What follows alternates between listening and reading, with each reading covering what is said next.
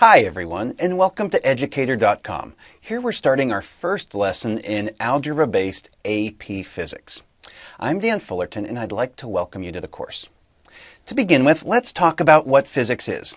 We're going to talk about how we recognize the questions of physics. We're going to list several disciplines within the study of physics.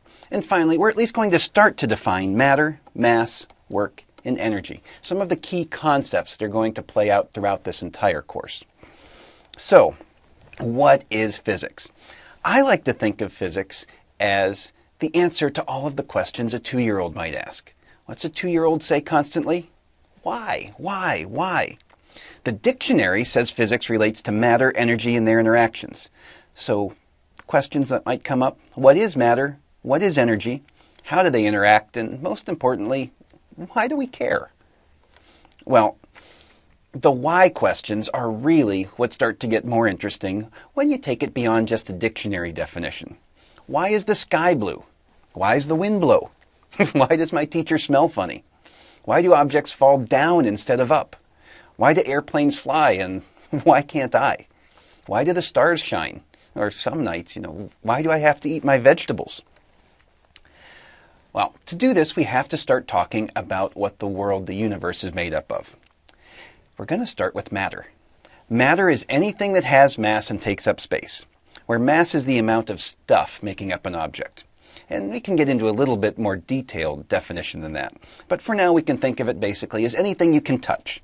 Stars, electrons, Neil Diamond, all mass, all matter. Now, there are actually two types of mass. We could talk about inertial mass. And inertial mass is really how hard it is to accelerate an object.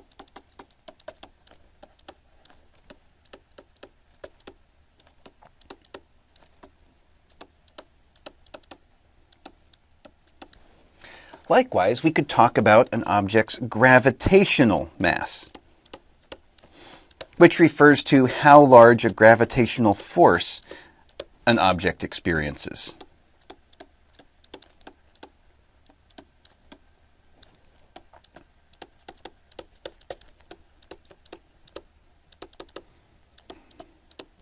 So inertial mass and gravitational mass, two types of mass. But what's really slick in physics, anytime we've ever measured anything, the inertial mass and the gravitational mass have always been the same. There's no theoretical reason we really understand yet that says why, but it always works out. And man, is that slick for us as we start our study of mechanics coming up here shortly. So let's do a problem here. On the surface of the Earth, a spacecraft has a mass of 2 times 10 to the 4 kilograms. What is the mass of the spacecraft at a distance of 1 Earth radius above Earth's surface? So we know the mass is 2 times 10 to the 4th kilograms. On the surface of the Earth, we want to know what its mass is up in space. Well, mass, the amount of stuff an object is made up of, doesn't change. Doesn't matter where you are, you still have the same mass in the same object. Therefore, our answer must be number 2, the same mass. We've talked about matter, let's talk about energy. Energy is the ability or capacity to do work. But work in physics has a specific definition. Work is the process of moving an object. And we're simplifying these a little bit. We'll get into more depth later. But if we wanted to put those together, we could say that energy really is the ability or capacity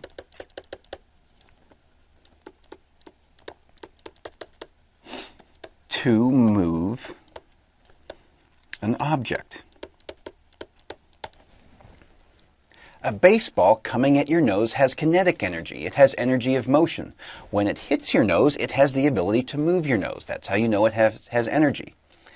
On the same token, if we had a bowling ball suspended up above my head, it would have gravitational potential energy. Why? Because it has the ability or the capacity to move an object. If it were released, it would start to speed up. That potential energy would become kinetic energy. It'd move faster and faster until it collided with me, in which case it would move parts of me in what would probably be a very unpleasant experience. In both cases, energy is the ability or capacity to move an object. Now, in the early 20th century, famous physicist, wild hair, Albert Einstein formalized a relationship between mass and energy, and it's become one of the most famous formulas in physics. His relationship says E equals mc squared, where what he's saying is the mass of an object, a key characteristic of matter, is really a measure of its energy. Energy equals mass times the square of the speed of light. That's just a constant. That's just a number, a fudge factor to make the units work out. What we know is that the source of all energy here on Earth is the conversion of mass into energy. They're really two different sides of the same coin. Or you could think of it as mass is a measure of an object's energy, energy is a measure of mass. There's a very, very close relationship there that's going to play out through the world of physics as well. So then, to come back to what is physics, physics is the study of matter and energy and how they interact, which turns out to be everything. Try and think of something that isn't related to matter and or energy. Baseball?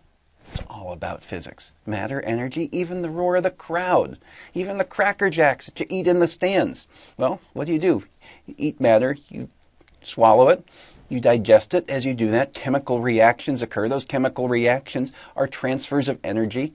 Then that energy allows you to do work later on. Everything is physics. That's an awfully big bullet list of things to do for an introductory course in physics. So we've got to limit ourselves here. What we're going to focus on are some of the fundamentals. We're going to start with mechanics, talking about how objects move, what makes them move, how they move in circles, how things like gravity work, energy and power, momentum, collisions, explosions. Then we'll talk about fluids, fluid dynamics. Get into thermal physics, thermodynamics, heat. We'll talk about electricity and magnetism, circuits. We'll talk about waves, sound, optics, light.